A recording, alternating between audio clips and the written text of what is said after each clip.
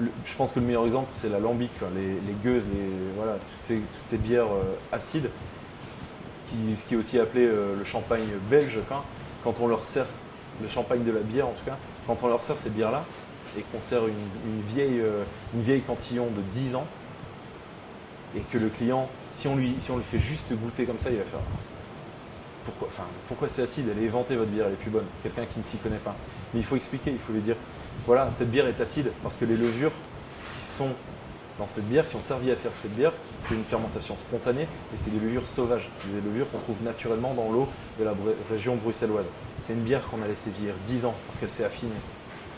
Comme un vin, ça s'est affiné. Découvrez ça. Alors, ce sera peut-être pas votre truc, mais sachez juste que l'acidité est normale sur cette bière, que la finesse de la bulle est normale. J'ai beaucoup de clients qui me disent j'aime pas la bière.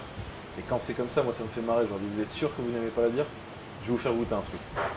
Et quelqu'un qui déteste la bière, qui pour lui la bière c'est la bière industrielle, je lui fais une bière qui est passée en fût de vin rouge et qui est vieillie un petit peu, 5 ans. Donc ça a un côté presque vineux. Et là c'est intéressant parce que quand on lui fait goûter, il dit mais c'est pas de la bière. Je dis mais si c'est de la bière, c'est aussi une bière. C'est juste que vous connaissez que les bières industrielles. Au même titre qu'un mec dirait j'aime pas le vin parce qu'il a goûté que des vins en cubi, des trucs de négociants où il n'y a même pas un œnologue qui met les mains là-dedans, il n'y a pas un vigneron qui intervient, c'est que des machines, etc. La bière industrielle, c'est pareil. La bière industrielle, c'est bien, mais il n'y a pas que ça.